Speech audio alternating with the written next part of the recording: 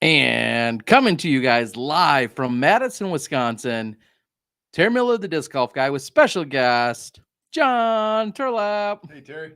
Hey, Terry. How you doing, buddy? Doing really well.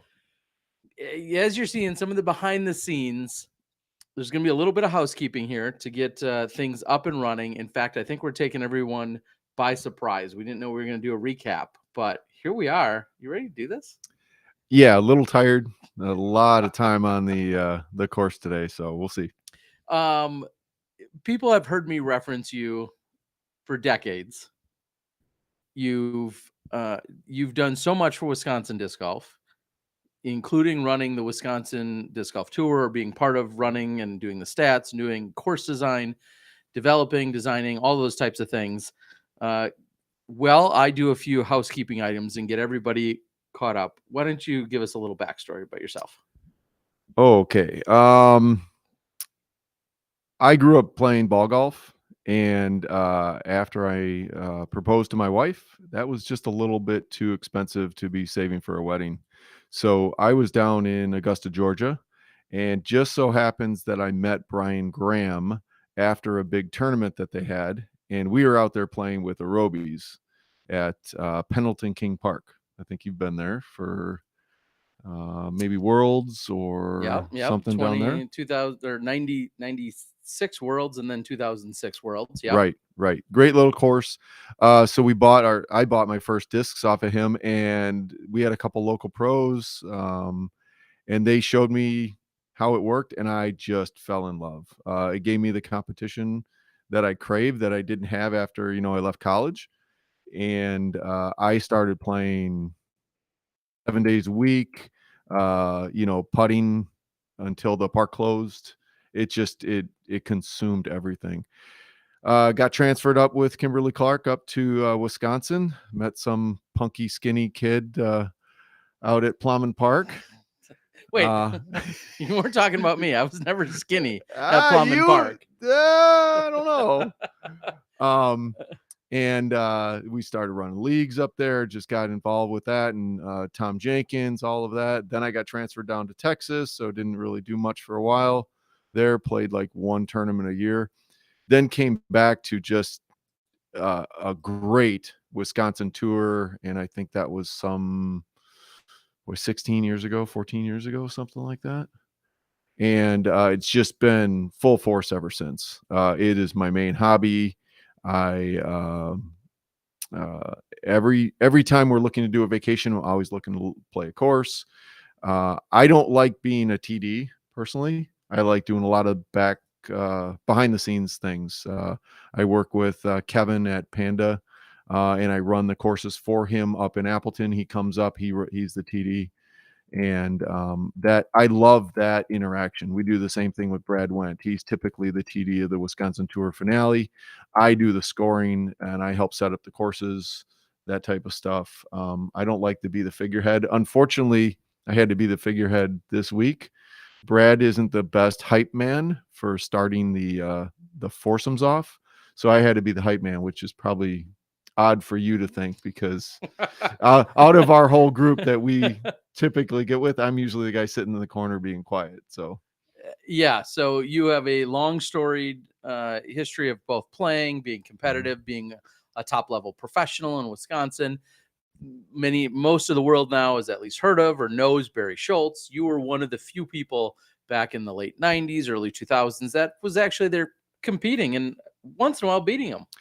The one time I think I beat Barry, you probably know this story. Wisconsin River Open 96, I think. Okay. Yeah. I was playing great. And Barry was playing great. Barry always plays great. Barry, Paul Nitch, and I believe one other. I think we were playing in threesomes. We crossed the river, Wisconsin River, and we played like 6 holes or 3 holes on the other side. They played them out of order. So you won when they got penalized? I finished the tournament. Barry had a chance to beat me, but for the first round, he had a sizable penalty, and it's sort of He benefited. couldn't. I benefited. He Yes, couldn't you catch me. benefited from said Absolutely. penalty. Right. But there were a whole lot of other there had to be 4 other pros, I think, at the time. Mm-hmm. The Wisconsin 6, I think. It was the 2 Drummonds, Mm-hmm. Paul,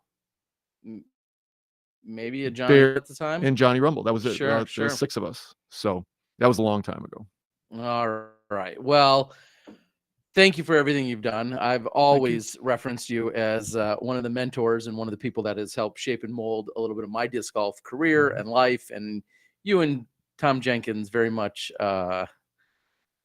molded some of that. You were the even keel, level-headed adults that made sure a bunch of us punk ass kids were somewhat on the right track. So so one of the reasons why you're here is you're volunteering this week, which isn't certainly out of sorts for you, but you're volunteering this week, and we're gonna talk a little bit about the pool that you're overseeing and the course that you're overseeing, and of course I want to talk a little bit about what we're seeing in the A pool, which is where our FPO division is, along with a number of other competitors, but our FPO division. So. Yep. How about, and if everyone can, it looks like things are looking, everything seems to be okay. This was kind of thrown together, so we do appreciate you guys jumping on here. I see Ryan Pilcher, Chris Rodriguez, Disc Golf Luke, Luke Hainwell out of Janesville area. Luke was caddying today for one of the under 10s whose father couldn't make it today. So he pops up with Genevieve, and I was like, Luke, what are you doing here? Perfect. So yeah, it was pretty cool. Awesome. Well, glad to have you here, Luke.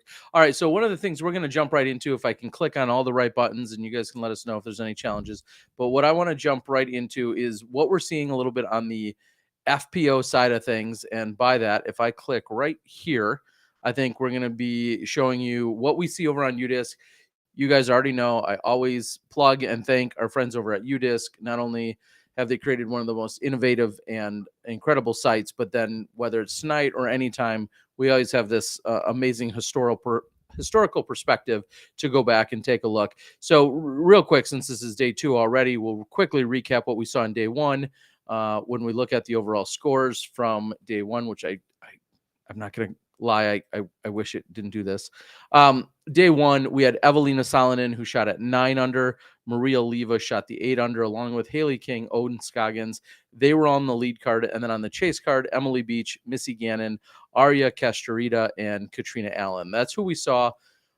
You guys saw the live broadcast, and obviously you saw that if I scroll down a little bit more, we saw Paige Pierce, who really didn't get much going and shot the 4 under. You were about 15 minutes away as you were manning the high stand course. Mm-hmm. What were some of the weather conditions at high stand, and what were you seeing out there?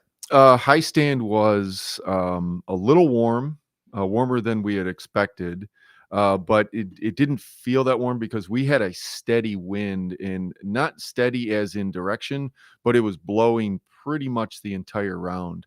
The very odd part of it was the wind was coming from all directions. We would have 4 people teeing off on hole 1, which goes straight uphill. First 2 people had a really rough tailwind and just slamming it into the ground. The next had a crosswind, the next person had a headwind. And we have the C pool, and for some of the intermediate, the novice, the recreational women, the juniors, they had a really hard time with that, and they were very happy today when we told them we toned the wind down a little bit for them. But it was beautiful out there today. I think the scores will definitely show if we do a comparison on that. Yeah, and one of the things that I was thinking about with regard to seeing the wind is if the players were playing the wind correctly or if they weren't playing well. And really, I felt it was a combination of both. And I'm scrolling down, just giving you guys a little look. We see, some things that jump out at us. Hole 17, incredibly scoreable. Almost everyone getting hole 17 out at Token Creek. And also, if you see, there's a lot more blue on the back half. So even though the wind was sustained throughout round 1, there were plenty of birdies. I mean, look at what Haley King did on the back, in that it looks like she went 7 out of 9.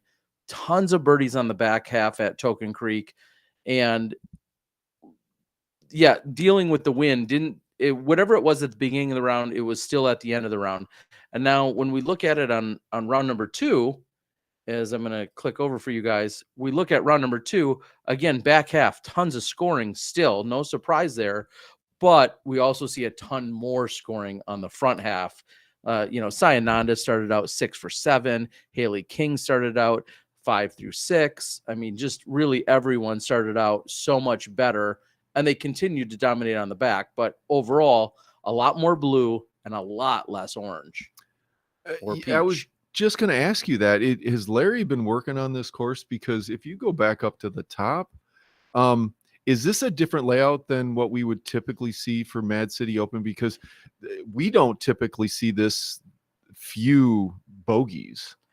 Yeah. And even if they're playing the short, hole 2, for example, we typically have OB on the right. I would expect at least a bogey or 2 somewhere in there. Yeah. So for anyone that is familiar with the Mad City Open layout or what you've seen in the past, the only time that we have OB out on this course really is the intersections of holes 10 and 18.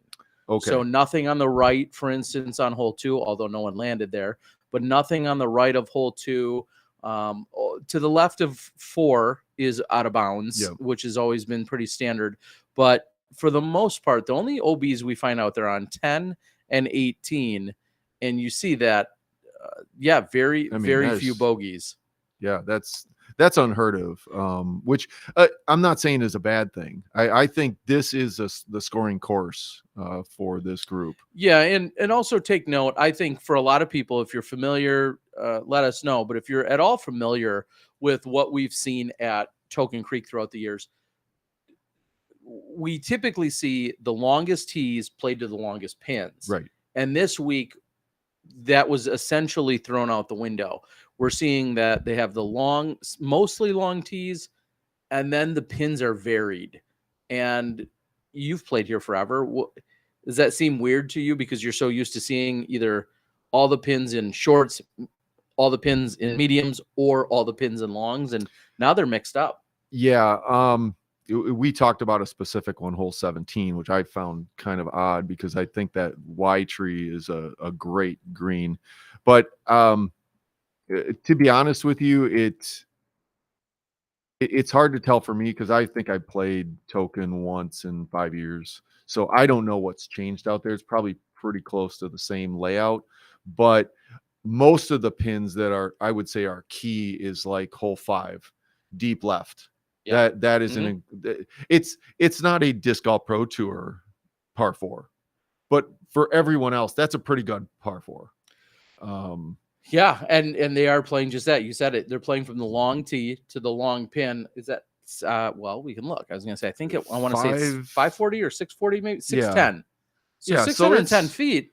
That used to be a daunting hole, and what's been really crazy this week is it feels like our women are just have like no qualms with it whatsoever. They're taking it to town. Yeah, and you had mentioned that I think Paige threw a buzz off of that, which to me makes total sense because the biggest mistake you can make is off the tee.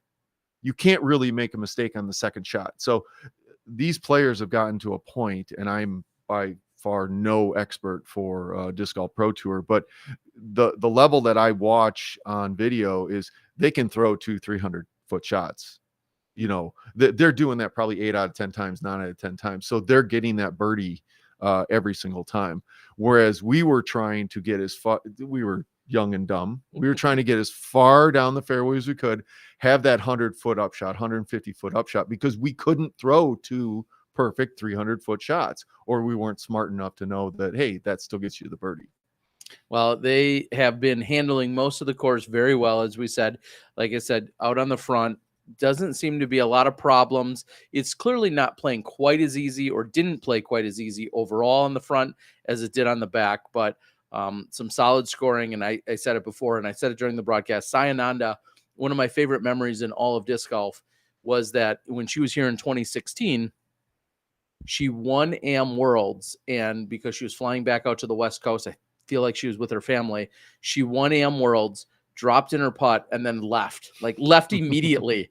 and she didn't stick around for the award ceremony. She simply just had to go because she had to catch a plane. And I thought, like, that's the ultimate mic drop. Like, yeah, let me just drop in my winning putt for AM Worlds, and then I just have to leave for the rest of you guys. So today she definitely picked it up. She started out so hot, had just a par stretch in the middle, and then still finished out really strong.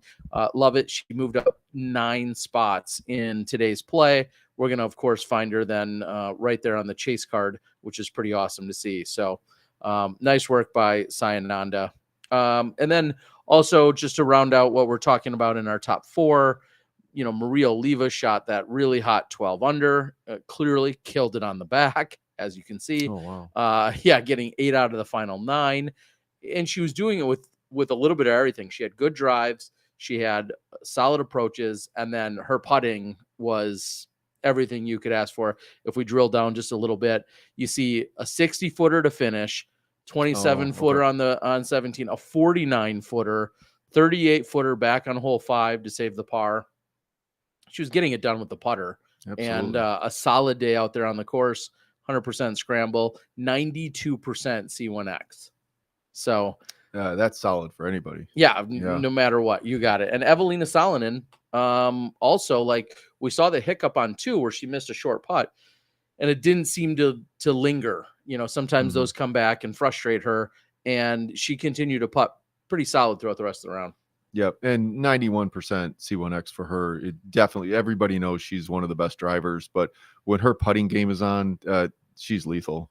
Haley King kind of did it, I'll say, a little bit easier. Didn't have too many long putts. She had a 49-footer, 38-footer back on 14, and 27-footer on 15. And then Owen Scoggins, of course, she's always good for a couple circle 2 putts, a 49-footer on 3, same one on 9, and then also another one on 14. And then on 17, she had a 38-footer. So 4 putts that she made from circle 2 today. Just, I know we always call her like the assassin, but she's, when you're deadly, you're deadly. So pretty cool. Sayananda didn't do it with anything special. Look she didn't make a single circle 2 putt today, but it's almost like she didn't need to. This middle section a little slow. Yeah, 67% C1. So that's pretty good. 87% C1X. So great to see. And as crazy as it is, Katrina, who's right there in the thick of things, Kat, just like last weekend, she's literally 2 inches off, and it's starting to frustrate me. So if it frustrates me as a fan and as a viewer and as a friend, it's got to frustrate the heck out of her. She's just so close, and it feels like she's had plenty of opportunities. And you scroll down because you have to talk about Paige Pierce, obviously one of the biggest names here, the biggest name here, and in terms of overall dominance, just didn't get a lot going in the early half. She had a pretty decent finish, but nothing crazy. She's got to get moving. She's 11 under at the halfway point, and our leader is 9 ahead of her. Yeah, and so they're moving to Elver, correct? Yes, for the last 2 rounds. That's one I haven't played in a while. Is it as scoreable as it used to be, or are they going long to mostly long? That's a great question. So what we'll do is, thanks to our friends over at UDisc, as we pull it up, just quickly perusing. You see 257, 432. That's a good par 4 that I think you'll see a lot of 3s on, but fairly easy. Yeah. 294, 318, 354. The course stats. When you look at it, the course plays 6,200 feet with 5 par 4s. There's a lot of scoring opportunities still out there now. Unlike, but it doesn't play into Paige's strength necessarily. She can get those birdies, but so can a Deanne Carey, so Owen Scoggins, so can the top 5. So she's not going to be getting enough birdies that other people can't. Now she could throw a 16 under. Yeah. Right. Yeah. So, she's going to need to go on a tear. Absolutely. Is really what she's going to do to at least be within striking distance come Sunday's round. She's not making up 9 strokes in a single round, No. but she needs to make up at least 3, 4, or 5 so she could even think about the idea of coming back up. Because you're looking at the women in front of her: Alexis, Henna, Cynthia, of course, Valerie. I mean, you're Mhm. looking at, obviously, these are all very solid players, especially when you're looking at that top 4 who's creating the separation. Maria looks unstoppable right now. Evelina's right there with her. And then Haley King and Owen Scoggins. I mean, you're not going to outputt either of them. That's for sure. Not this week so far. Yeah. Now, one thing that I was interested in, we talked about this before, is if the wind was down, we saw a lot of 2s on hole 18. That's not normal at Token, because you've got the OB right, and you've got some brush, you got type of stuff. There were a lot of 2s that I've never really seen with any type of wind. So that wind must have been down at Token today, like it was down at High Stand. Very much so. And that was a good question that was had, which is, will this course play differently when the winds are down? And it did. There were, considerably less wind, almost no wind out there to speak of today.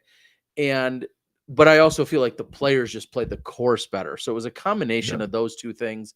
And if we quickly just take a look at, some of the stats that we saw yesterday, if I click back over here to UDisc and then take a look here, when we go to round 2, like you just said, on 18, I think there was one birdie. Christine King yesterday had just the sole birdie. Well, if we look at the course stats overall during round number 2, the course averaged 58.15, so just barely under par, 1.85 under par.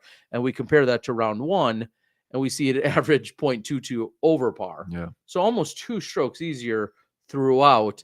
And, holes like hole number 18, which still had a little bit of a headwind today, averaged 3.22 during round 1, and round 2 averaged 3.1. So, we saw a lot more birdies that were had, that's for sure. And, you have to close out strong. Hole 17 out at the course at Token is the easiest hole in the tournament, or is playing as such. So not if you put that white tree in front of it. Correct. In hole 5, again, a daunting hole that you and I just talked about at 610. Look at that. Yeah, look at how it played. 34% at bogey and 6% at more than a bogey. Now they had 66% fairway hits. That out of a foursome when I would play, 10, 15 years ago, you were getting 66% on the fairway. That just was not happening. So have some of the trees on the fairway come out, or maybe some of the stuff on the left where that fence line was? Yeah, and I'll throw it out to what you guys think about this. Token Creek, maybe on the short side, I think has played as one of the most beautiful courses in all of 2022. Really? The way it looks. Because Token Creek was designed in that bulldozers were brought out, and it was carved through the woods, it was carved through the prairie, and then grass was planted, and then nobody could go on it for a year or 2 years. Like, this was designed to be exclusively a disc golf course. And I'd love to know what everyone thinks out there that's watching. Do you see that? Do you recognize that? Can you tell that the course itself is 100% was focused on being a disc golf course? It looks immaculate. To answer your question, it looks immaculate out there. Yeah. I mean, yeah. So we've been up in Appleton, where I'm from, we've been losing a lot of buckthorn. I remember, I think it's hole 8 and 9. You got off the fairway there. You were not getting down the fairway. You were pitching out.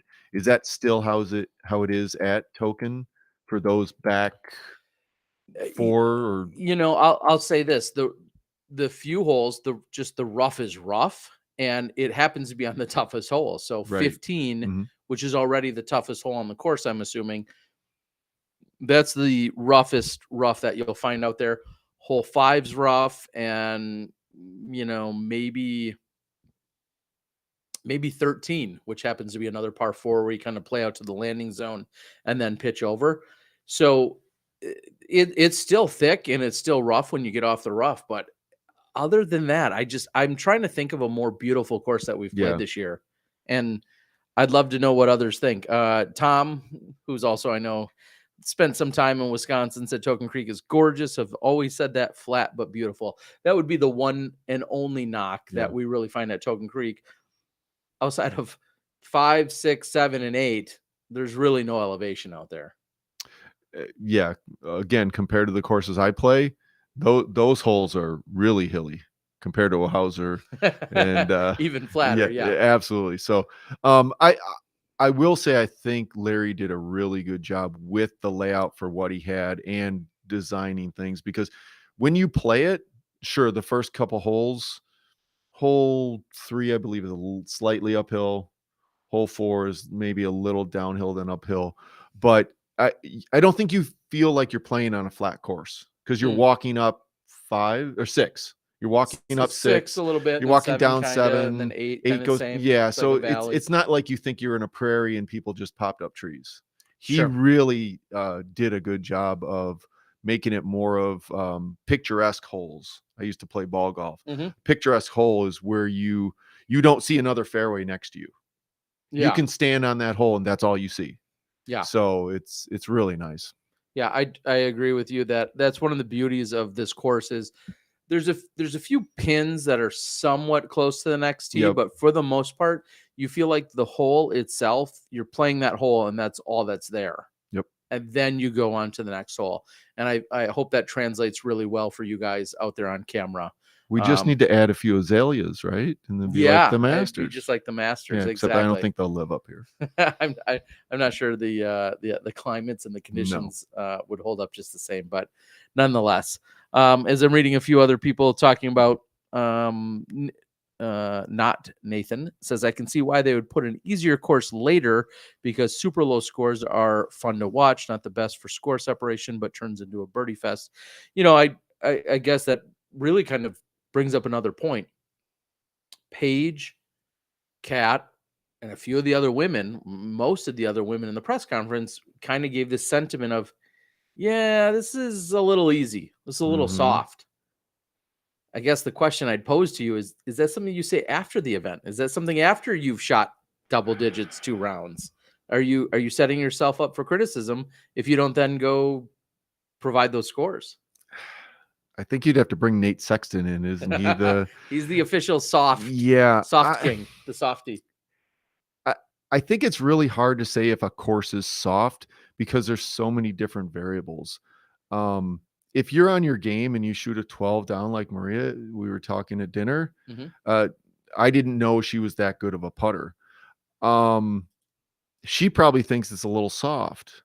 But who were we mentioning that hit the 4 circle 2s? Or maybe Scoggins. Owen Scoggins had 4 Owen's circle 2s. probably Owen is expecting to make those putts, but I don't think she's saying it's soft. Sure. You know, so she's going, hey, I took advantage of this course. I made those 3 circle 2 putts, and looks like 2 right on the 3, 4 right on the edge, or within a couple feet of the edge.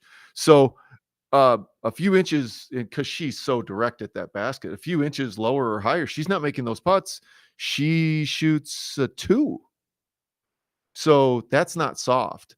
I think if you saw 3, 4, 5 people at 10, 12 under, then you would go, okay, maybe there's 6 holes that aren't gettable. But we've got blue across the board.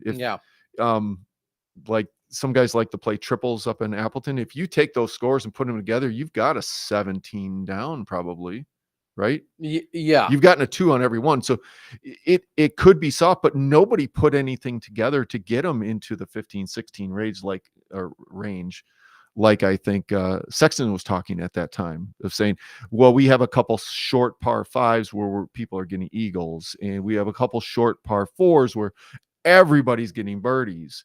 I don't know that that's the case here, but it's definitely a scoreable course. I'd say that. Yeah, it certainly turned out to be today, as I continue to scroll through some of the scores and see who really went out and just took advantage of it. I want to give a quick mention and shout out. We saw Arya Castrita. She started out a little bit slow, picked up a few birdies, and then ran into the triple bogey on 8. Had a good finish there, but really what's really great about seeing her out there, she's just 16 years old. She's Oh, wow. played in a number of big events and has performed very well. Her and her two sisters, they're here from Texas, just someone I've seen literally as a junior now come up through the ranks in the last few years. But to see that she ultimately got it together on the back nine, we'll see if she can carry any of that, but into tomorrow's third round. But your hot scores one last time on FPO as we're looking at UDisc: Maria Liva with the 12, Evelina with the 10, Sayananda with the 10, and Haley King and Deanne Curie both shot 9. And you scroll down and you see Paige Pierce ultimately finishing. She's 11 under when she leaves Token with a 7 under today. I guarantee you she was thinking she should be at least 18 under by the time she left Token Creek when it was all said and done. Yeah, so she was probably targeting double digits each day. For sure. If not 9 each day. At one point, I believe Sarah Holcomb even said during the press conference, if I recall, I think she even said, hey, it wouldn't be crazy to see someone shoot 14, 15, 16 under. And today would have been the day to do it as opposed to the opening round. But clearly Maria Liva, when it was all said and done, did it with the 12 under. That was what she looked at. So you're out there volunteering here for the week. Rumor has it there was 160 volunteers. That's what I heard. Not all of them to the level in which you're doing it, because you're helping run a course. You're over at High Stand, which has a very similar look and feel and vibe to what we'll see over at Elver for the next 2 days. But you're about 15 minutes from where we are at the hotel. Describe High Stand Park to everyone. They've seen Token. Describe High Stand for the competitors that were out there the last couple of days. Okay. First, I have to make a clarification. I do not have the hardest job here by far. I'm standing there and yelling out names. I'm basically the starter. Okay. Mike Newhouse's team for security. Oh my God. No, thank you. I'm not doing that. You mean holding back like the spectators? Yeah. The quiet 700 and, the ticket pre-purchase sales. tickets. I think that's number one. Mike Becca just is killing it this week so far. I haven't heard the one thing negative at High Stand was that our porta potty got full. And Brad did a great job, and Mike did a great job of hounding the parks department, and they came out today, got it cleaned up. And we were trying to do a bid for women's actually I think it was USWDGC or maybe Women's Worlds. And the very first thing I talked to Val at the memorial, I talked to Kat, I talked to a few other people. They said bathrooms, more and more bathrooms. So us having that one in the practice area not accessible was really bad. Okay, so to High Stand, I think, and this is my opinion only, High Stand is the perfect course. It's the easiest course. I don't know Cap Springs. I have to say that. I think people have said Cap Springs is easier if there's no wind. Yep. I've heard if the wind is up with the rough, it can be pretty bad. But this wasn't me. I heard somebody say High Stand is playable because it's fairly open, even though it's a wooded course. You have not gradual, enough of a fairway that you can make a shot. So I walked with the juniors for both days because we had the fivesome just wasn't working today. So I walked with a twosome, and these under 10-year-olds had plenty of room to throw their S shots and their hyzers and all that type of stuff. It wasn't like a tunnel you were throwing down. So that was the first thing that I heard from the women today, is that this course compared to the other ones that they practiced was a more fair test because you could hit the fairway, you could do your layup.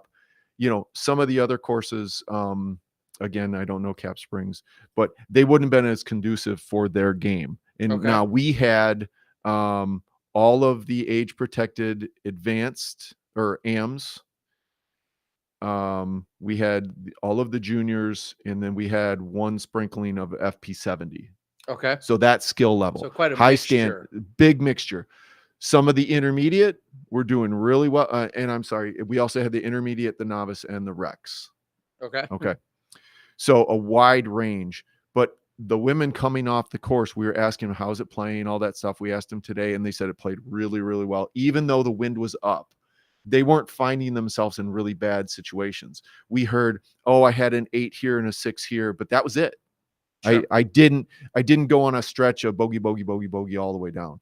The other nice thing that I think high stand lends itself to this C pool is a lot of the par threes, like hole 1 is 260 straight uphill. Yep. That's truly a par 4 for the majority. I'm not saying everybody, the majority of the people playing that course today. Yeah. And it's a good par 4 because it's straight uphill. Now, the intermediate top 2 cards were parking the hole, and they were getting 2s and stuff like that. And that's great. That's where they should be, because they're just a notch below going to advanced. But high stand played great. I've got to give a shout out to Brad Wendt. I believe he spent 2 weeks here helping out, cleaning up, getting sticks out, making sure everything was ready.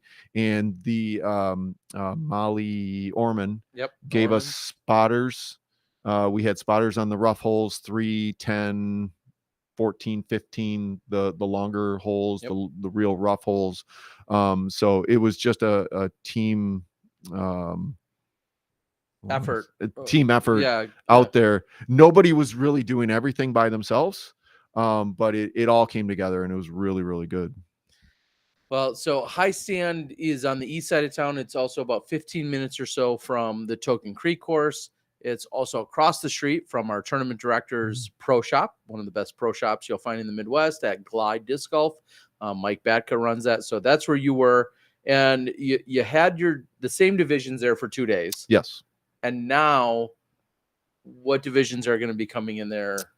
So we are going to get the advanced, and then I believe all of the age protected pros except for FP70, because they are in pool C. Okay. So this is a step change in ability.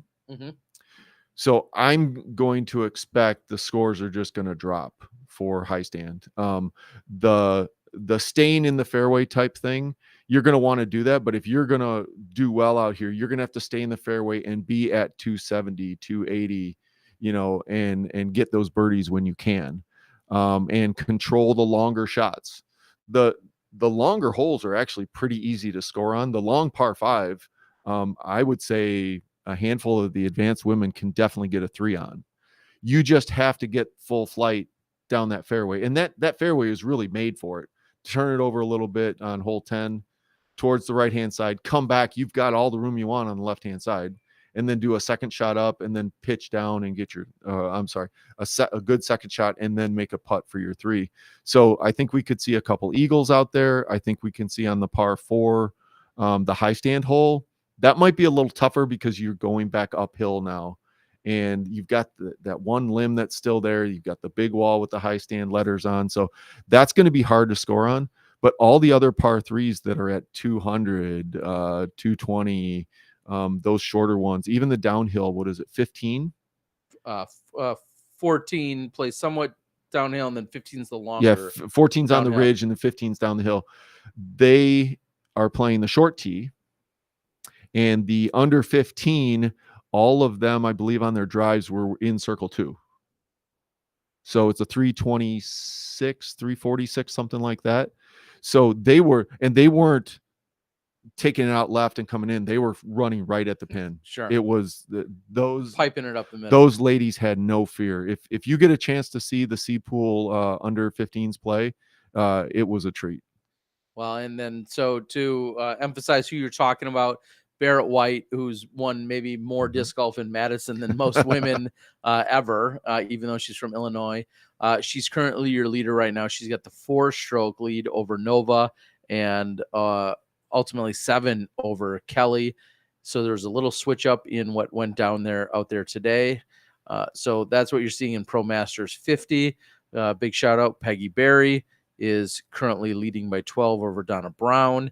And then Pamaflage, Miss Reinke, coming out of Florida, she's got an 11-stroke advantage as she'll come over to high stand over Kathleen Hudson. So looking forward to seeing them. Also Sandy Gast, of course, out of Florida as well.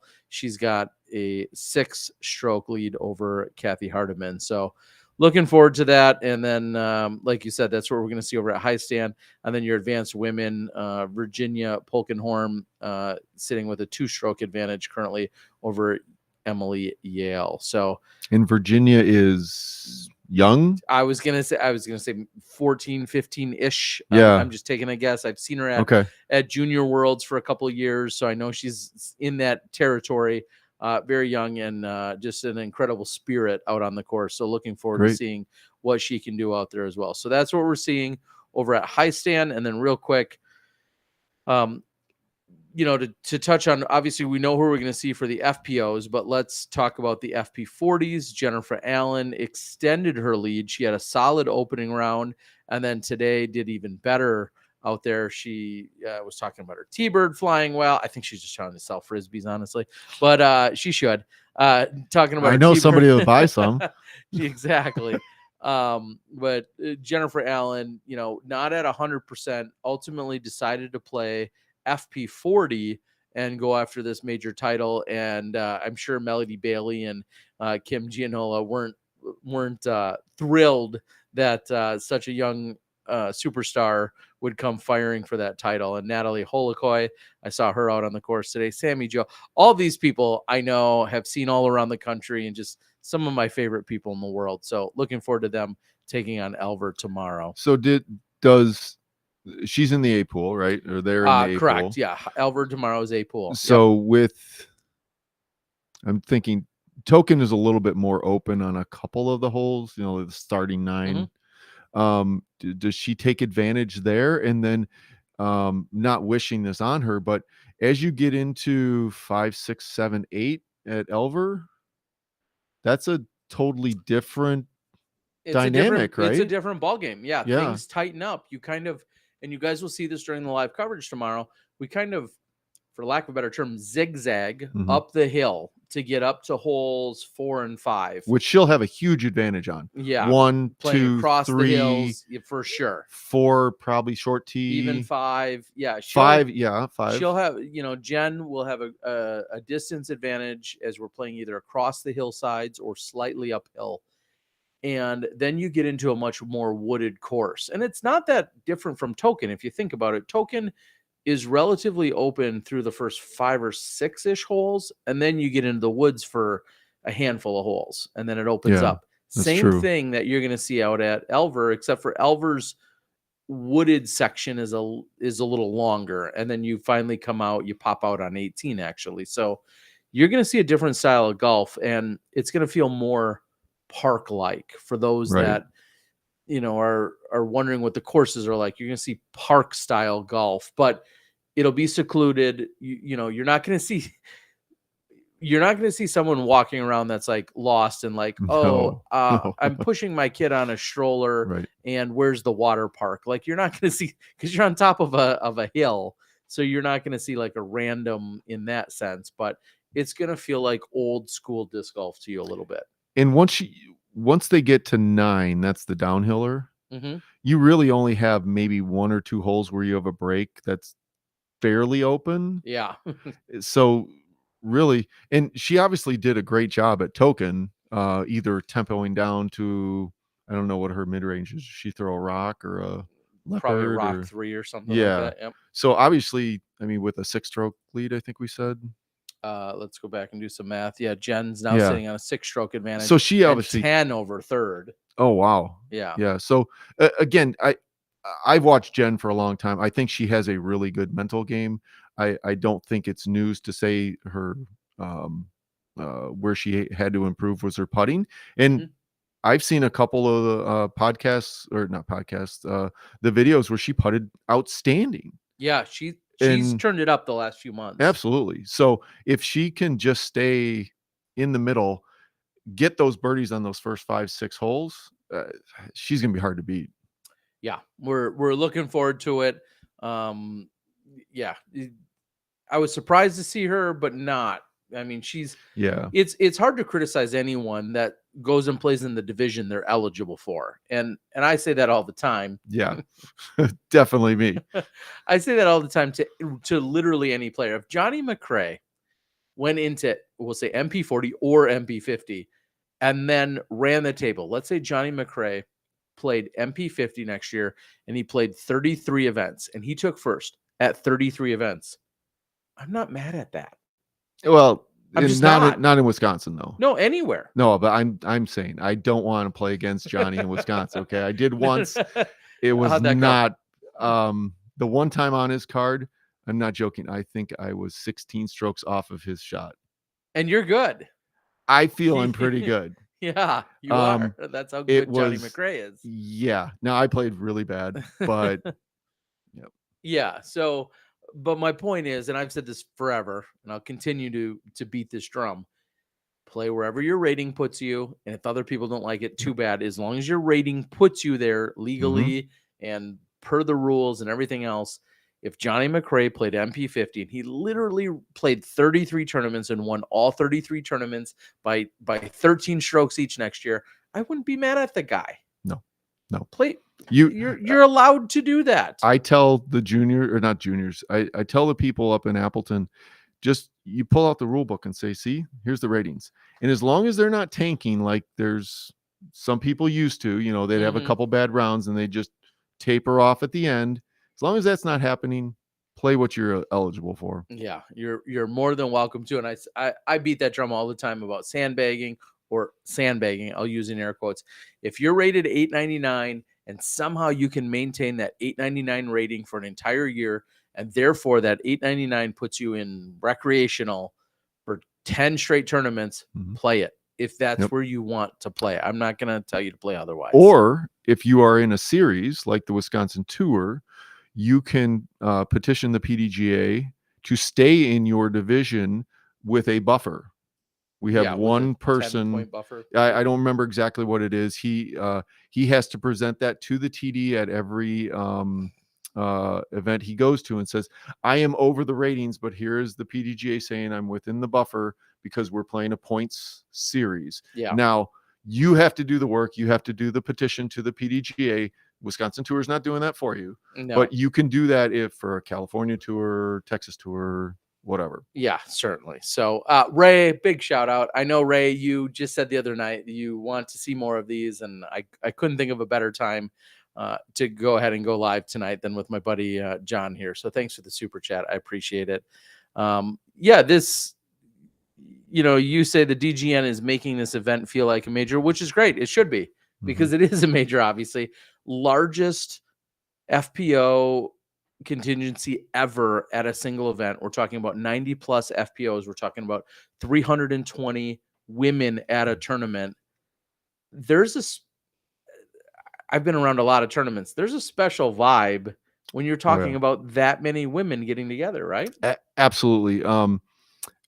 So I was going out with the second to last under 10 card, and there was one more card. Before I left, it was very sparse there. It was the parents and not a lot of competitors. As we were letting cards go out during the day, you were getting 2-3 groups there, and they were all cheering for the people leaving.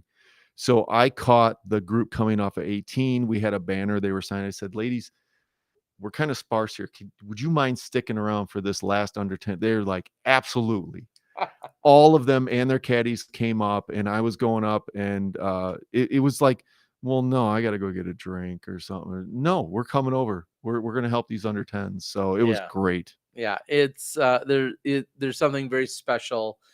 And I think all of the other women then recognize just that. When you're here, you have this opportunity. You can be impactful in literally a dozen different ways. You could be impactful, whether it's just being there to cheer on a card that's coming in, being there a moment early to cheer on a card that's about to go out, becoming an additional spotter or volunteer. There's so many ways that it can become impactful. So it's pretty cool to see. And the girl that you were talking about today, Ava Meyer. Yeah, just one of my favorites in the world. So I was standing there next to her mom, and we were doing the PDJ pictures so that they could link up the person with the action shot and all that type of stuff. And Ava said to her mom, we still have to do the good luck. because all of the pictures were happening, she was very worried. She said, this is going to be, I don't think this was her term, but basically it's going to be bad karma if I don't tell them good luck. So we can't start yet. So her mom nudged me and said, hey, give him a second. And so I backed off, and then she pulled out gifts like she Yes, always does. like she does. I think these That's were Ava. foot-long gummy type treats for her card Oh, mates. damn it. I was at the Do wrong you like course. those? Yes, I you was at were. the wrong course today. So she handed those out, and she knucked everybody and the good luck. And it's just like, wow, that would be really cool. And like grandmasters or masters, if we did that, but it was awesome. All the juniors were great. I will say almost all of the women we met today were great. Sure. And Yanni, I'm sorry I mispronounced your name the first day, but I got it right the second day. So. Perfect. Well, it's cool. I don't have the numbers in front of me. I'll be the first to admit, but I know we have a significant international contingency, which is awesome. I've yet to hunt her down. I'm gonna go find her tomorrow. Katka Badova, who I've seen win in Croatia, but I've also seen her come to the States. Her and her husband Richard. Just so many amazing people that are out there and that are part of this event, and the fact that we have such a contingency here, and in a number of competitors also that have either stepped up or even carried over their division. It doesn't matter, from Am Worlds. I think of the Lynn's twins that are here, and just so many other people that the timing was great. You're in Evansville, Indiana last week. You're talking about 4, 5, 6-ish hours to get here to the U.S. Women's. The fact that they could play as back-to-back events, for some, I'm sure was just nothing more than a coincidence. But it's been really awesome. So I want to read down just a few other women who I know are contending for titles and are performing thus far through the halfway point and doing it very well. I've read off a lot of our age-protected divisions and our advanced just a moment ago.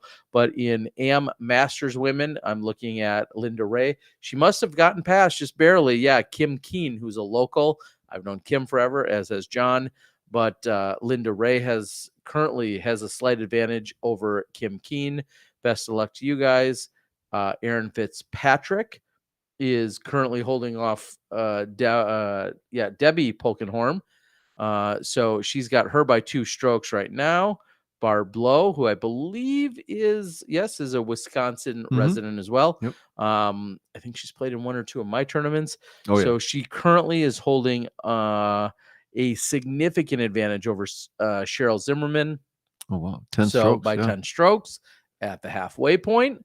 Janice Jones currently over Janet Crenshaw right now by 3. Am Masters at 65. Patricia, I should make this bigger. I'm getting old. Thank you. Yeah, thank you. Holy God. I hope that you guys can see that. Actually, if I click on this for you guys, it'll be even easier for you to see. So you can pay attention to what I'm looking at. First time? Yeah, first time. Patricia currently is holding a 14-stroke advantage over Patty Joseph. And then Patty Adams is 3 strokes over our local in Nelly Villarta Ast. And if you're wondering, is the Villarta Ast course named after Nelly and her husband Larry? The answer is yes. They pulled a significant amount of money, I believe, back 20 some years ago out of their retirement fund and out of some stocks and bonds and some options that they had. And that was some of the seed money, literally seeds, in planting grass and planting this course here in Wisconsin for the Token Creek Park. Emma Rafuse? We're gonna go with Almost. Refuse? Like Matthews. Rafuse? Matthews. Refuse. Oh, yeah, Emma Refuse. These are all the names I had to learn. See, you're the champ. You should be doing this. Uyghur, over Crystal Tetro? Nope. Tetro. Emma. And there's Katie. I told you about her. Katie Sachery. Yep. I believe the granddaughter of Tony Sachery, the famous because Louisiana sauce or spices for gumbo and jambalaya. And I was joking with her, and she said, "No, yeah, that's my family." And I was like, "That is crazy." And I appreciate that, because I would never guess that's Sachery. Correct. But I saw it and immediately You're I like, almost oh. wanted to say Katie, not Tony Sechery. So some celebrity power that we have Absolutely. here for sure. So best of luck to the intermediate women there. And if I scroll down a little bit, And she is a heck of a player. I got to see a few of their drives and stuff. Very, very good. That whole intermediate group was, I think they had 3 shots on hole 1 within 15 feet. So you're calling them sandbaggers. they are rated for intermediate. We just had this discussion. I know. Of course, then we have Katara. Yep. Vasher over Samantha at the moment, just by a very slim margin. There's Hattie. And look, She I made was a just going to good say, push. look how tight the recreational women's division is. You got Katara, who's sitting at +8, but then Samantha, Jillian, and Clarissa all are at +10. So clearly that is far from wrapped up. And then, as you just mentioned, Hattie, who comes out of northern Wisconsin, up in the Sandy Point, Minocqua, Woodruff area. And one of the most fun women, number 13. Uh-oh. Ruthie Toothy Miller. Oh, she's my goodness. Is incredible. She just had a smile on her face the whole time. And then when I said Ruthie Toothy, she like looked back and laughing, and it was great. No surprise there. If any of you know her, I see down the list other beloved people that I've met throughout the years. Candy Roque out of Florida, of course. Phaedra Allen, who's moved into northern Wisconsin recently. Alyssa Livingston, her and her husband put out some great content. So a lot of great people there. Novice women, Kirby Walden, holding off Jacqueline Reiser at the moment by 3. Reeser, thank you. And then one of the Milwaukee's own also tied in that is Caitlin, my good friend Dustin Skorpinski, who's hustled around the country getting footage and has edited footage for my very channel, is we'll go dating. That's the word. Dating Caitlin. So Caitlin's awesome. And I believe I was told she had the second, if I sort here, had the second hottest round to move herself into that tie for second today. So funny thing, Jackie Reeser left a disc, and I knew she was like on hole 1 through 5 or something like that, and it was at the Lost and Found. Like, we just started her off, so we ran it out to her, and then we saw her coming in on 18 a little while later, and she had a bad rollaway. I mean, really bad, similar to what some people will see in the video that we saw. She jammed the putt. I don't know exactly the distance, but it was enough for everybody. And Brad went to go, oh my goodness, that was awesome. So her having the hot round of the day is great. And it could have ended really poorly, but she did a great job. Something about that composure and finding a way to maintain and then stay within your own. So that's pretty awesome to see. Also, just reading down the last couple, looks like we've got Therese Cuevas. Yep. You saw her out there today holding her. She a 4-stroke lead over Kayla. I don't want to call any of them out, but if you have time and you want to see some play, now again, I don't know Cap Springs, but seeing them throw the lines at High Stand was incredible. That whole, I wouldn't say almost the entire group of the under 15, I would play with any of them. They were really good. They seemed to have a great attitude. They were playing well. One of the that was, we were talking about at dinner. Therese on hole 16 at High Stand. That's the skinny dogleg left where you have all the bushes. You said she hit a jump putt from the fairway side of the bushes, which is probably 42, 43. And canned it for a 2. Awesome. I'm not doing that. I'm laying up. So it was great to see. All right. Well, we'll see if Therese can hold on again. A 4-stroke advantage right now over at Kayla Hess. And then rounding out junior girls 10 and under, looks like Hannah Zylstra. Where's Hannah out of? Michigan. Yep. All right. And she nailed a putt on the last hole also. I saw. And then Athena Cuevas is Therese's. I bet you they're related.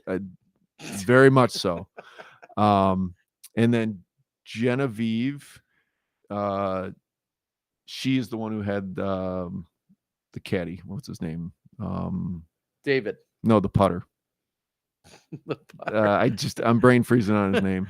He does all the putting videos. Oh, Luke Hainwell. Luke. Yes. Yeah, she had Luke as the. Let's see. Right. Did he help her out? Oh, he didn't. Oh, Dad was a Luke. better caddy. Disc golf trick. Luke, whatever on TikTok, who makes some incredible TikToks. Absolutely. Apparently needs to do more work when it comes to caddy talk. But seriously, awesome that you were out there, Luke. Good to hear. As Luke probably came in from Janesville, local area, and I had the pleasure of having dinner with Evan Sullivan last night. So awesome to see the group and awesome to see. So you see the scores for Hayden and Evan, a little high. Mm-hmm. Yep, they had the best time. They sweet. They were a twosome just because we couldn't have that fivesome running. It was just taking too long. So I walked with them, and they were cheering each other on. They were cheering for the disc to roll in the right spot. It was really cool. So needless to say, there's still that sportsmanship, that camaraderie, and it's not necessarily cutthroat out there. Or was it? In my group, no. In cutthroat's the wrong term. Okay. These women are cheering. These ladies are cheering for the other ladies, but for an under 15 and under 10, for me to see the focus that they had, I'm like, I don't even focus that much. As you know, and you're an engineer. You're an engineer. Well, I do it engineering, not at disc golf. They have a routine. They know where they want to throw it. They know the angle they want to throw it on. It was amazing. There's a lot of women you can watch this week, but if you can get out and see the under 15 and the under 10 lead cards, I think you will thoroughly enjoy it. All right. Well, speaking of having a good time, thoroughly enjoying and laser focus, my good friend John here supporting the efforts tonight. I only have to shout this out. This is local, semi-local. He shouted out loud when he saw that. This is Wolf, and some of you know if you follow along the Disc Golf Guy. I found myself with barrel-aged beverages. Yep. Usually it's Backwoods Bastard, and Wolf is. I have to support local. This is out of Sheboygan, Wisconsin, and it apparently is a specialty release, and we're going to take it in a can. And this is an Imperial Stout aged in bourbon barrels, and it's been horrible. I was turned on to this by a significant other of a competitor, so I'm doing this strictly to support women's disc golf. I tell you, it smells horrible. But again, I am not a barrel-aged guy. I like beer, as Tom Jenkins will attest. And any of these specialty things he pulls out, I don't even sip it anymore because I don't want to waste it. Well, thank you guys. So anyway, that's what I've managed to find thanks to the help of John Terlap here. We're halfway. 4 rounds. Quick take on the idea of 4 rounds. A 4-round major. Some divisions, all divisions. FPO, MPO. Does any of that matter to you? What do you think? Give me your take on a 4-round major. For a major, needs to be minimum 4 rounds. Minimum. Okay. Now, I'm not saying this has to be, but this is what I would like to see. Minimum 4 rounds, and I totally agree with the 2 courses. The thing that I think we have to be careful with, and it showed its ugly head at High Stand, is you can't have an intermediate group and an MA65 play the same course, in my opinion. Okay. And I'm picking those out of the air. Sure. I couldn't even tell who's in those groups. Sure. I think when you have a 260-foot uphill shot and you're taking a 5 on it and you feel really good, I would rather have them at a smaller course. Now, I understand that's more expense, more people, more that.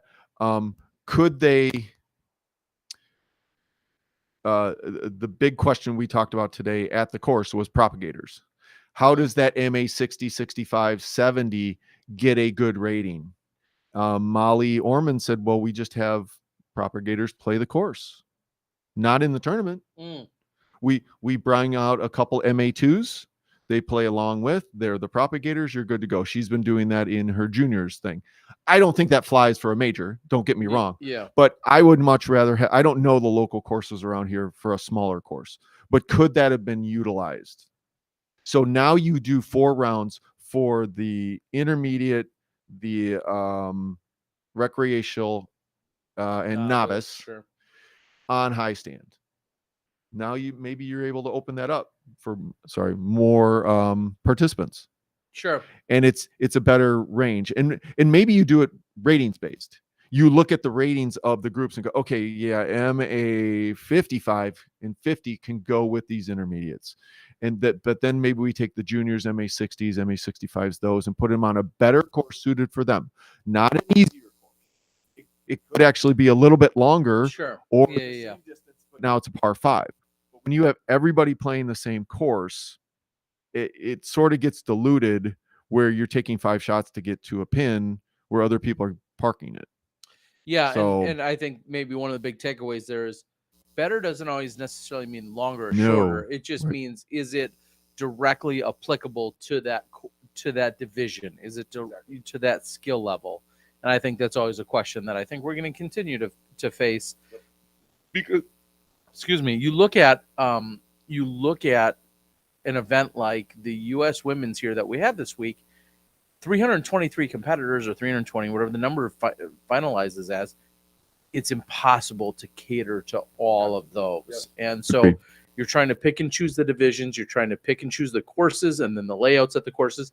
We're very fortunate, and I think about this for a lot of states. We're fortunate. We've got multiple tees and multiple pins for a lot of these courses. Yep. Not everyone has that luxury. No.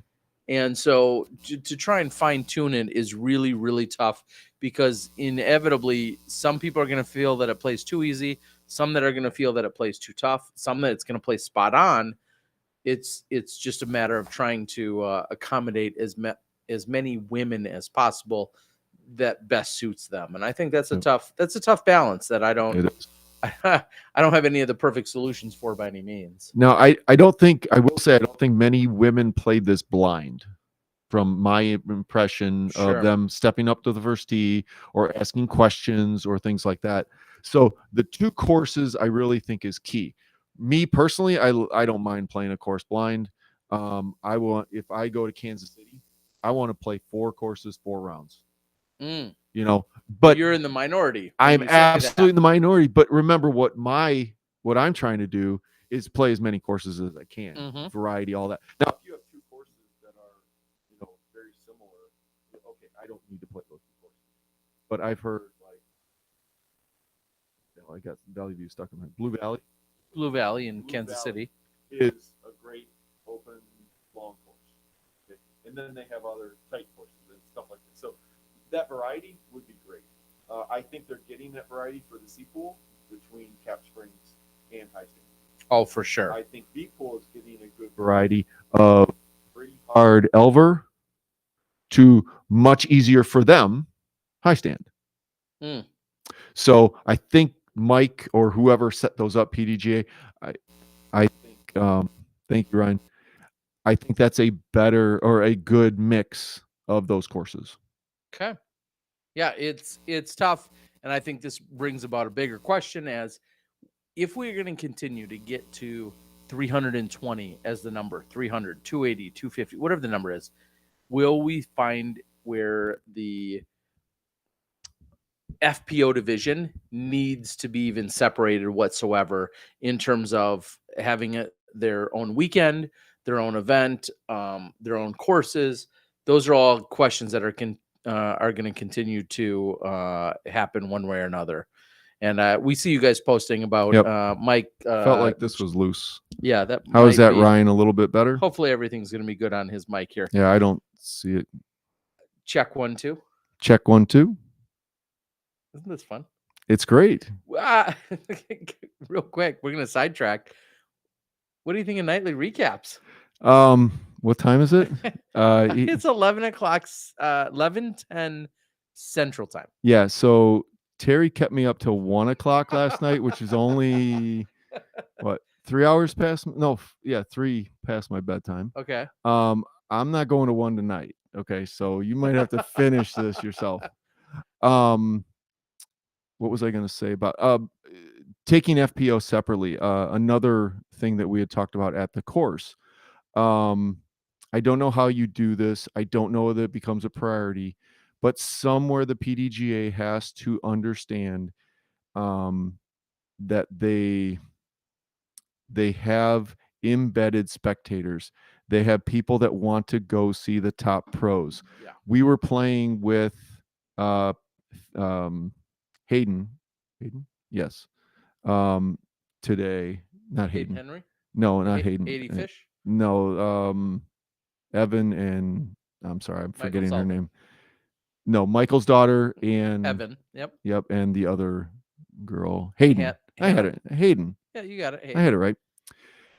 Hayden got a text on her Instagram, whatever it was, from Paige Pierce during the round. She freaked out. I think, I don't want to say the PDGA is missing something, but I think somebody should at least look at it, that they schedule something morning, afternoon. So at some point they can see the top 3, 4, 5 cards. And we talked about that. It's not the priority, but I'm not saying to shift the FPO. I'm saying to shift the other groups to be able to go over there. I don't know that I wouldn't have gotten the understanding that the MA60s want to go see Paige and Kat. Okay. FA60s. FA60s. Thank you. Yep.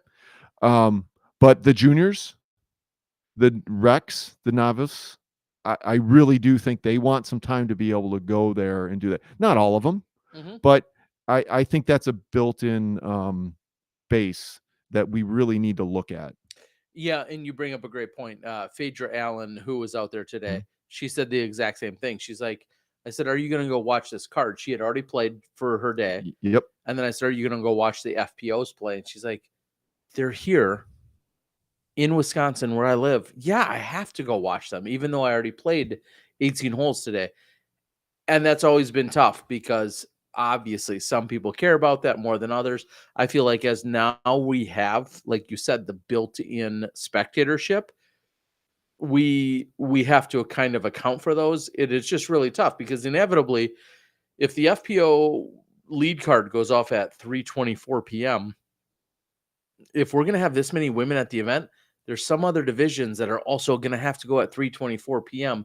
on another course. So conflicts are they're going to happen, but how can we figure out what those conflicts are, and then what's the best way to reduce those in hopes that we're going to gain more spectators because of it? Yeah, but funny that we have these problems now, right? Oh my goodness. We have to have Mike Newhouse do security for a disc golf tournament. Yeah, exactly. Come on.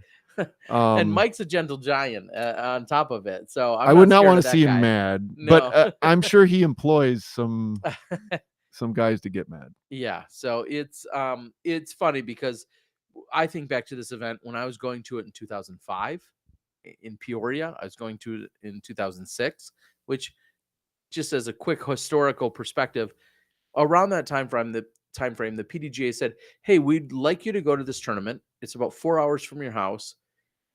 We need you to take a couple of pictures with a digital camera. That'd be great. Take a couple of pictures. You're going to write an entire article, and we probably can put you up in a hotel. Oh, and by the way, the pay is $35 a day. Oh, and you have to make all the rules calls. Oh, I was a marshal. That was the U.S. Women's in 2000 and 2005, 2006. When I drove down to Peoria, and I'll never forget, I'm not going to call her up by name. There was one woman who won in a amateur division. She hadn't paid her PDGA dues. I said, I don't want you to lose your title, so I'm going to pay your PDGA dues. It's $50. I paid her PDGA dues. She never paid me back. And I lost money on that day and on that scenario because I paid her PDGA dues because Otherwise, she, in theory, would have been disqualified because she was supposed to Yeah. be a current member for this major. Well, that's and she not her wasn't. fault. That was old man's fault or mom's fault. Somebody's fault. Maybe mine. We'll blame me because I was the marshal Right. on duty. Yeah, and you're supposed to look at all the paperwork She before still that. owes me Yeah. $50, and I You're not going to call her out? Cheryl, you owe me Cheyenne, something like that. Out of Wisconsin, you owe me $50. Cheyenne Woods? Woods doesn't sound familiar. No, that's Tiger's niece. I'll look into her, but she owes me $50. Because she won, and I was like, well, we're not going to strip your title from you. That's crazy. Yeah. I want you to have your title, so I will pay your PDGA membership for you to be renewed. And then she never paid me back. What's the interest on that? It's got to be like $125. Yeah. She owes me like a house and a car and one Bitcoin. rent on 2 Bitcoins and an Ethereum. I don't know. So we've come a long way, and there is so much to be said about Mom and Old Man Wallace and Wilbur, who's here, and just that incredible family who started this off in Peoria and really made it what it is today. But that's a whole nother podcast for a whole nother day. I could go on for hours about that, but our PDGA membership is probably expired in 2005. Yeah, it did. She wasn't current, and I remember fronting that for her. So when do we get to the point with our spectators? And you've been to whatever you've been to is more than me. Disc Golf Pro Tour events. Are they using RFID or scanning technology on the passes? We're not quite that fancy. Okay. But right now, it's a matter of a spectator badge. You show up, you should be credentialed in that you have a badge that says spectator, volunteer, caddy, whatever the case is. But you have a badge that indicates what your level of access is. Excuse me. And most of the people that you'll see out there are wearing I think to Johnny V, who I know is on the board, was wearing a pass that says week long. So he's eligible all week long to be out here taking in the action, as opposed to someone that just says Saturday or Friday or Sunday or whatever. They're buying the one-day passes. So do you, obviously at High Stand, we had 12, not visitors, but 12 patrons. Okay. It was comical. People would walk up and say, do we need a visitor pass for them? No, you're okay, but stay 50 feet back. When they go to Elver, when they went to Token, was there a shack that they're going through or a check-in table or something like that? Yeah. Because I think the PDGA or the Disc Golf Pro Tour for a similar event would benefit from knowing that data. So when you give out a player pass, how many people that came to spectate, the word I was looking for, was actually a player? How many people have a spectator pass? How many people have free passes that were given out by vendors and that type of stuff? That type of metric, I think, would be really good for the Disc Golf Pro Tour, because then they can leverage that with vendors or possible people that want to host and say, hey, this is what you think you can get. Like we were talking about the Preserve and how the benefit for them is getting people on site, buying their merch and stuff like that. So at some point, does the Disc Golf Pro Tour or does the PDGA have, I don't want to say a marketing person, but more of a analytics person that they work with? Yeah, they're trying to gauge, just generically using the term, gate sales or the tickets at gate or whatever the gate take-in is, and all those types of things. So there's a variety of things that they're looking at, and then this event is a little bit unique in that it's a PDGA major and it's somewhat a separate entity of the Disc Golf Pro Tour. So the Disc Golf Pro Tour clearly steps in and has oversight on a number of things, but then also, because it's a PDGA major, the staff and the crew that's part of the event kind of have their own oversight as well. So it's a little bit of a, obviously we're trying to make it as seamless as possible, but there's a little bit of both entities at play here. And I think that at Disc Golf Pro Tour events, it is very much, it's under one roof, under one umbrella. Yep. And therefore it's a little bit easier to kind of verify those or validate those metrics, Yeah. that you talk about. So Okay. those are all things that are continuing to take disc golf to the next level that make us more Yes. serious, more legitimate, more viable, more marketable to other outside industries Mhm. at the same time too. So it's been pretty crazy Yeah. to see it through The numbers years. drive it for Uh, the manufacturer, the marketing and all of that. So you've got to have them. Yeah, it's been wild to see the amount of people, and I'm here in Wisconsin. You're here in Wisconsin. Mhm. We've been here for 20 plus years. To see the level of excitement out at this event, Yeah, is truly something you and I have never seen before. The only time I saw it, and it wasn't necessarily from the Wisconsin people, but it was from the people coming in, was your Am Worlds and Highbridge's, and I'm sorry, Pro Worlds. Appleton's Am Worlds. Okay, 1998. 98, yes, thank you. The excitement on the course of the participants and the people coming and that type of stuff. But you're right. This is next level for just the community to know that they have this. There was a group of older women that came out that played disc golf that were going out to find those older groups at High Stand. They weren't in the tournament for whatever reason. Maybe they couldn't get off work or whatever. Those are their But peers. exactly. That's who they associate with. That was Hayden, who looks up to Paige. There's a 50-year-old looking up to Phaedra, or whoever. Exactly. And I was like, I said, Brad, who are these? Oh, they're just spectators. I'm like, okay. They're not parents or grandparents? Mm-hmm. I mean, it was amazing. It's almost like they were looking for a pickleball court, But no, they were, and then they came back, say, yeah, we found him. We stayed for a couple holes and stuff. It was great. Yeah, it's been pretty incredible. So let's take a few moments. I'd like to answer any questions that are coming on off the board. I finally have gotten back up to the YouTube. So if there's anything that you guys want to ask, we're more than welcome, or we're more than happy to try and answer those. And then we're going to start to close things out. Wow, you got a big fan. Who is it? KX Disc Golf Channel says, hi, John Terlap. There's a few people that know me out there. All your fans. It's really embarrassing me here. All your fans that are just here for you. Ryan Pilcher, I'm going to give a big shout out. Ryan Pilcher, who's been on the board. You see him with a little wrench because I've entrusted him to, of course, be a moderator. Ryan does an incredible amount of things down in northern Illinois, southern Wisconsin, and has also been out there hustling around, grabbing footage for me, and just an all-around super incredible guy. So I appreciate you, Ryan. Good to see you out on the board.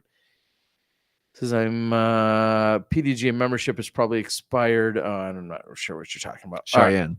Oh yeah. She has been expired for a few years. I don't think she plays at all anymore. I still want my $50. I don't want the interest. I don't want the inflation. I would take the straight 50, which, gosh, I guess if we Googled it, what do you think $50 from 2006 is worth today? I'm not good at that stuff. $80. I don't know. Some stuff that hasn't changed, right? I know, but what is so $50 of from gas? 2005? $50 in gas in 2005. Well, yeah, was $1.50, $1.75, but maybe. Either way, yeah, I want my money. It's more than 50. It's more. It's definitely more than 50. No, but I couldn't bring myself to have her title ripped from her, so I paid her membership. So she's an amateur, right? Yeah, she was. What does she have that you might want? Maybe she has some old CET birds. Just saying. Because I need more discs. Right. And if you're looking to buy a Sky God 4, reach out. I got you covered. $300. All right, let's read a few comments off the board and see if we can start wrapping things up. Stupid idiot. Thanks for joining us. Last year at Worlds, we got silicone. Blah, blah, blah, blah. You don't need badges, Tim says. Tim, hope you're well, man. Portland looked like a fun spectator fair. I mean, yeah, you think about all of Portland, couple thousand spectator passes sold, Bevel beer on site, just an incredible course, incredible venue. Nate and Val told me, they explained to me and said, hey, you missed out. Portland was an awesome experience this year. So that's pretty cool to see. Cheyenne Tony. No, it wasn't that. Was it though? Unless she changed her name. She wasn't Tooney, Ton, but that seems like the right time frame. Tim says, I'm cheap. I volunteer to get into Idlewild. Hey, we'll take you. Like I said, 160 volunteers at this event. And I said, how many of them just wanted to do UDisc or just wanted to hold a sign that says quiet or just wanted to be close to the action? I don't care. We'll take you, right? Absolutely. We had a spotter at High Stand and he came running up.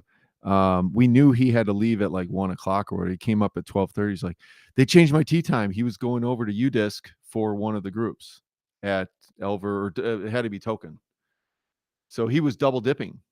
He was volunteering at High Stand, spotting all morning, 8 till 12:30. Then he hightails it over to Token and he does UDisc. Now he was like 22 years old, so no problem. Love those youngsters. But yes, we need you. We love those youngsters. Will Gannon bounce back tomorrow? What's Gannon playing in? I genuinely don't know what's going on any of the MPO sides. I'm not gonna say F the MPO, but this hashtag. You can just throw out the word hashtag. Yeah, you can.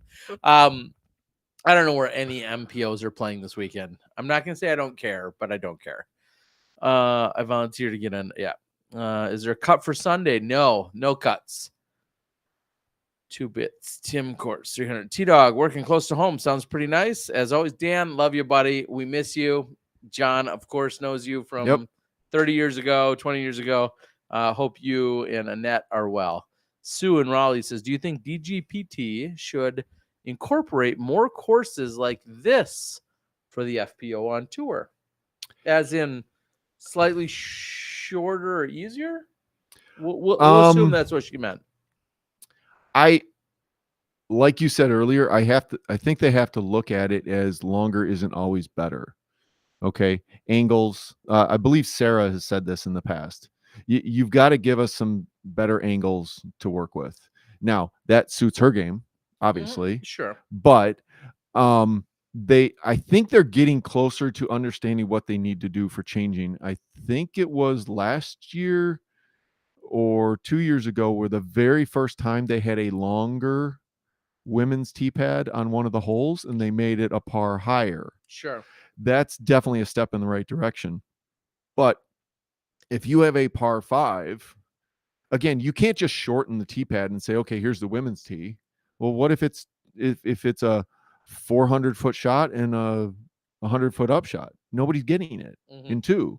So you really have to understand those distances. And I don't know from a course designer perspective, I would assume that the Disc Golf Pro Tour or the PDGA has some of those like distance models.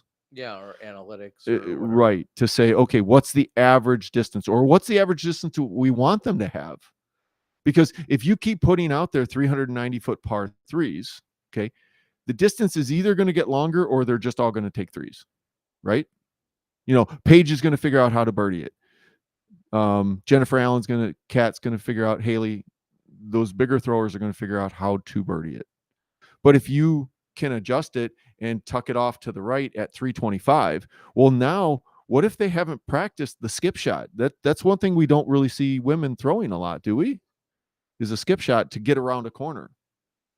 Not really. Right. Not unless your name's Owen. True. Right. That's it. Yep. So I'm not saying they don't have that skill, but is that hole represented correctly on the Disc Golf Pro Tour? Now, you guys play in all this lush grass, maybe the skips just aren't there. But once you get the hard pack, you can definitely do that. So I think they have to look at it at a more holistic point of view to understand this hole is too short, this hole is too long, the par's wrong, all of that. They're getting that data. It's just, is somebody looking at it? You can collect the data all day long, but if you're not, Sure. I mean, we do that Somebody at has my to break it company. down. Absolutely. And then know what to do with it. And they're going to make mistakes. But if they can get to a sweet spot, yeah. I hope that answered the question. Yeah. All right, reading down a few more questions here. All you regulars, I'm just gonna say thank you. I know you're always here. Sue, you're on everything. We know that. Tom, good to see you, buddy. If you're still in Michigan, I love you and miss you, buddy. It's been quite a few years. So Tom had said it would be interesting to hear what you two disc golf vets think about how drugs still play or don't play a role in the disc golf community on local events. I see a true split in scenes. How is it at the pro level? Can't ask me. I don't know anything about the pro level. At the I pro do know level, local. I mean, I guess where you define drugs, where you don't, that's a whole nother question, I suppose. So what you say Wolf, at the role level? that's a drug. Yeah. I mean, this is very much alcohol's a drug, and I'm about to get into it. How do you play a role? How does it play a role? I mean, I don't know if a lot has changed. You clearly have some of our competitors that indulge or engage, if those are words. They're both appropriate. words. They're words. Yeah. Thank you. Thank you. They're both. Things are getting silly. Certainly those come into play. I was gonna say I don't know that they're overpowering. That's the best phrase. I don't know that they're overpowering for any of our competitors or players right now. In the pro In ranks, the pro ranks. Yeah. Do they exist? Of course they exist. Absolutely. But drugs and other things, legal or illegal or whatever, like clearly they exist, but I don't know that they overpower or overshadow is maybe a better word. Do you think it's higher or lower than the average population? Because that's always been the driving force of, oh, you play disc golf, you smoke weed. Mm-hmm. Okay. I don't personally know that, but I'll say this, the majority of the people that I know that smoke weed play disc golf. But is that because I'm a disc golfer? You know, if I'm a bowler and we're talking alcohol, it's 98%. Sure. So is it just because of the demographic we're looking at? But if you said 25% of people smoke weed and 25% of disc golfers, it's more than likely higher in disc golf. But don't you think it's getting diluted now with new players coming in? So let's just set the bar is it's 35% today. Now after COVID, the new group coming in is probably 12%, 10%, right? Good question. I don't know. I mean, yeah. It doesn't matter anymore. Yeah, exactly. I mean, it's clearly not the issue or the stigma that it probably was at one point. And yeah, a lot of our pros, I don't want to say like to party or like to partake, but it's just all over the board. There's very much a segment of our pros that are actively involved in that scene, and then not. I mean, it's a wide spectrum. Yeah. I will say one thing, and this is my opinion only. I think smoking marijuana would be an easier drug to handle than if you were going out and getting drunk every night and having to play 4 rounds in 4 days. Probably. That seems like it's going to be pretty rough. So yeah, and this is not sponsored by our friends no. at this advertisement not sponsored by our friends at Three Sheeps Brewing, who produce Wolf. You help support this tonight, John. I know. That's not a good idea. Hey, I do my part. Wolf, an imperial stout aged in bourbon barrels. See, I just smelled that. That is horrible. Jenkins would love it. Yes. Tim has Good comment. Let's see if we can scroll and see Yeah. what we got. T-Dog, working close to home. Got it. Love you, Dan. Yeah, that was That was a yeah. while ago. right there. No, up to Timothy. The naked HD No, XYZ. up to. Keep Those going. are spam comments. No. Trust me. There's Tim has words Nope. have never been spoken. Up. right there. Timothy Garcia, not shorter, shot shaping. This course has highlighted that there's more to a top FPO player than throwing far. That's perfect. I'm assuming he's saying, well, I'm not sure which course he's talking about. Token. Maybe Token. I'm guessing. Yeah. But I don't know that there's a whole lot of shot shaping at Token. It's the initial drive. If your initial drive is not good, you're probably having a hard time parring. Right? If you hit an early tree, you're definitely because the lanes aren't there to recover. At least they weren't when I played. Yeah, it depends on the hole. Yeah, I mean, 8, you're 9. You're off the mark on hole 1. Who cares? Exactly. You should still 3. You're off the mark on hole 8. You're struggling. Absolutely. Yeah. You're off the mark on hole. I'd jump ahead to hole 10 or hole 15 or 11, and you're struggling. If 11, that's the or 11 left par 4. You could find yourself OB. If you don't have a run up on there, you're not getting a 3. Or you could be a Maria Liva and throw it wherever, and then just throw it too hard, which she's been doing really well. Okay, but then making the putt, so it doesn't seem to matter. Yep. All right, let's scroll down before we start to close out. Sue in Raleigh says, "I agree with Tim. It's been a fun watch. Thank you." Bad words. I make no apologies for where we're at here, Tim. Things get a little loose sometimes when we start doing shows on the road. That's all I can say about that. Johnny V was out here. I think about Johnny V's Smashbox. He was out here with his daughter today and yesterday, taking in the action. So hopefully he had a good time. Tom says alcohol is not a drug. For the record, sure, we'll go with that, Tom. Whatever you say. I think that less of a factor as we start to see athletes play. We're seeing more athletes jump into the game on the FPO, or on the MPO side than the FPO side, but we're going to continue to see plenty of them. Well, but I thought the Mondajanos were fairly good soccer players, right?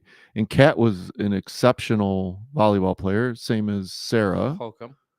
So they might be the really good female athletes might be disguised as disc golfers. We just didn't know them before that, right? Because you're thinking Brody. Sure. I mean, was Ezra a good athlete? Yeah, at Planet Fitness.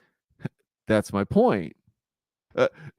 I think we talked about one of the taller people not necessarily being a good athlete. I don't know that for a fact. Right? Who's that?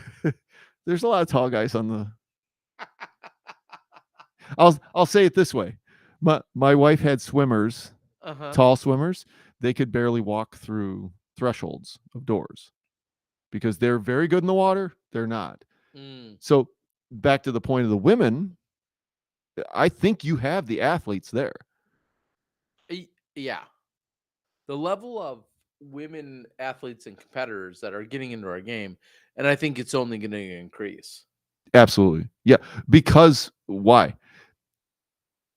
What do you have out there for good money to make in the women's area? WNBA, I don't know salaries. I don't think they're that high. It's probably a smaller gap for a female athlete to come into disc golf as it opposed to a male athlete who might be able to do soccer or basketball internationally. We're not talking the NBA, but maybe it's comparable. It's incredible to think what our top level FPO competitors were getting just 5 or 10 years ago to 3 what they're getting today. What was the big jump? Was when Haley won, or the year before the that? Disc Golf Pro Tour Championships. Yeah. Missy, right? Missy won the first year, I think. Whichever year is the year that person won, it was Haley grand, won 10 grand. 10 or That was 30 really or- the turning point for them to go, hey, you're going to get these 16, 17. And I'm seeing it in some of the women that played at high stand. There were some really good athletes out there. So yeah, it's where we're going. I guess the ceiling continues to rise. And I think about, what Paige has done, what Kat has done, but that's just that's a starting point. Oh, And absolutely. from now, Yes, we're I just agree. continuing to go I up. think that's the fourth time I've said absolutely. Yeah. Sorry. What do I say about absolutely? You do not like it. No, it's not that I don't. It's filler. I've said I need to provide more. No. Absolutely is just one of those great words where you sound intelligent. Because it's got a lot of syllables. What does it have? And syllables. and it's an agreeable phrase. Yeah. And let me be very clear. Oh, I could be negative. This is exclusively my own take on it, but I think the word absolutely is an easy word, and I've been 100% subject to it because it's an agreeable phrase, and Check. it sounds like a lot of syllables, so you sound more intelligent. Absolutely. Totally agree. Absolutely. How's that one? Absolutely. Yeah. You sound more intelligent. All right, we're going to start to wrap it up. Tear Bears feeling it if we're getting serious here. Many of us were athletes years ago and looked into something competitive in adulthood. Backwoods Bastard, good to see you, buddy. Lots of juniors playing. Yeah, there is. It's really 320 320 last time I checked. Yeah, 320 roughly. competitors. Crazy field out here. No doubt about that. So this is a record. This is a record for the USWDGC. Oh, for sure. But excluding the world event, right? The women's world event. Outside of women's global, which literally but is. It is a record for whatever. Shatters all records. Great. And I think a stat that I don't have in front of me, but something along the lines of a few years ago, like the entire U.S. women's event used to be 60 or 80 or 90 competitors, and now we have 90 just in FPO. Yeah. So clearly we're shattering, just absolutely shattering all records. All right, Sue, you do need some wolf. It comes out of Three Sheeps Brewing. They do not pay me for this advertisement, but I'm going to give you one anyway. Dan Harbeck. Oh, there you go. See. Well, Dan, I don't know if I agree with you there. What did he say? Terry goes, I wouldn't go that far. No. But I did have a lot of fun at the, what was I just at? The Ben Askren Celebrity Pro-Am. Not this much fun. Not this much fun. All right, we're going to call it, guys. Things are getting a little rowdy and Tear Bear's feeling it. So before I say something even dumber than I have No, you've been good. I've been all right? Yeah, we balance out as usual. You've been keeping things in check. I know this sounds cheesy, but I can't say it enough. Like the fact that there are more than a few dozen, hundreds, whatever, people watching that will consume this. I just have to say thank you for joining us. It's been a lot of fun. Recapping what we've seen in the first couple of days here at the U.S. Women's, the fact that we know we're just halfway through the event, and this has been a just truly, not to sound overly dramatic, this has been truly an historic event. Absolutely. No, I agree. Nearly 300 women, it's awesome. Yeah. And I'll be honest, I haven't been involved in a whole lot of women's events. It is a completely different vibe. And you had told me that. Other people had told me that, and I was like, yeah, okay. No, it is ridiculous. Would you believe I was the starter and I'm hyping the people up? That is not the best use of my time, I believe, but I was the person to do it. And I personally think I did an okay job. Not great. Heck yeah. So, I would not have done that, I don't believe, in just a regular tournament. but the energy was just different. It was great. So Yeah, I've been coming to this event or being in some minor way a part of this event for like 16, 17, 18 years. I think about Valerie Jenkins. I think about Kelly wish she was here. Welch. Yeah, I know Valerie's, doing the commentary. But I think about the women that have made this event possible. And then from a competitive side. And then I think about also Mom and Old Man Wallace, Bill Wallace, the people that took this event, brought it to Peoria and said, we're going to take this serious and we're going to make this the major, and we're going to focus on what this is, has been nothing less than historic. And so I'm very honored to be part of it. Same here. Thank you so much, John. Thank you to the Disc Golf Network, the Disc Golf Pro Tour, the PDGA, blah, blah, blah. All of the incredible people. Thank you guys for joining us. Backwoods Bastard says Ray and Tim are regular Smashbox trolls. They are. But they're trolls in a good way. And that's what we love. Sue in Raleigh, we appreciate you. Thank you so much for joining us tonight. John, anything you want to say to the world? No, that's not my style.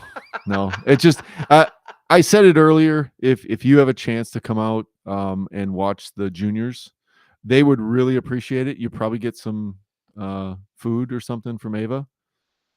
Yeah. Yep. She tried to give me a Starbucks card today. I said no, I don't drink coffee, and she was kind of offended. So I smoothed that over though. But yeah, get out and watch them. Even it doesn't have to be the juniors. That lead card on intermediate was great. I can't wait to see the lead card on advanced. I don't know that I would necessarily want to play against them. I think it's going to be really good. So, and to have the top tier people playing in Madison, you've got to come out and take a look. All right, folks. John here has said it best. He's been out here hustling around, being your volunteer. I'm just randomly roaming around, giving you guys a little. You insight. just do a straight line. You know what you've got to do. Every 5 minutes is something different for us. Well, these guys have been doing the real work. Thank you to Mike Becca. Thank you to the PDGA. Thank you to anyone that is part of putting this event on. Thank you guys for joining along and just being a little part of our nightly recap. This is John Terlap, 7981. Yes, sir. 4 digits. Damn, I got it. Mhm. PDGA number 7981. I'm Terry Miller, the Disc Golf Guy. Thanks for joining us. Thank you for the super chatters, everyone that found any value whatsoever in tonight's broadcast. Thank you to our friends over at Three Sheeps and unpaid, unsolicited sponsor. And if we're doing this again tomorrow night, we're stealing another chair because this stool was not comfortable. All right. On that note, we're going to call it a night. Thank you for joining us. Woo! I think I would have fallen over if I was drinking.